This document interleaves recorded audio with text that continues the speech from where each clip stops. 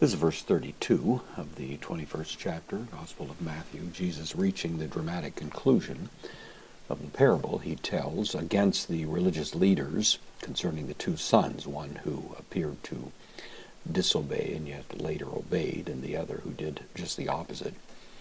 Probably applying initially to the distinction between those that the religious leaders considered the sinners, those outsiders who had given up on obeying the law in themselves, and pointing out that it was those so-called sinners that had eventually repented, and that's what Jesus is driving home here. So Eilthen from Erechomai, I come, postpositive gar, Ioannes, John came, pros, preposition with the accusative, prosumas, pros used with the idea of motion, so John came to you.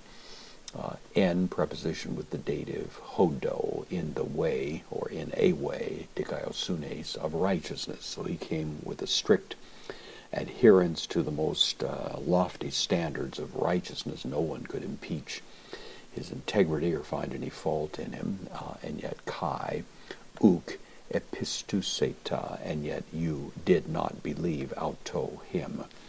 So these religious leaders, being even outdone by John the Baptist, nevertheless didn't bow the knee at the point of his ministry. In contrast, hoi, the definite article, masculine singular nominative, but postpositive, telonai, the tax collectors, kai hoi pornai, the prostitutes that he's just mentioned earlier, would be entering the kingdom ahead of these religious leaders, the tax collectors and prostitutes. Epistusan, believed auto him, so they responded favorably, very much like the two sons of the parable.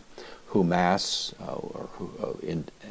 humes really, with emphasis here, postpositive da, idontes from edo I see, but you having seen, uda, did not, metameletheta. This is from metamelomai. So another word for to repent. You didn't turn, you didn't recognize your error, even though you had seen him. Husteron, even to the end, you didn't recognize him. Kind of a genitive of purpose, to, preposition, pistusai, to believe auto in him. You didn't change your ways and recognize the legitimacy of his ministry and the legitimacy of his call to you to repent.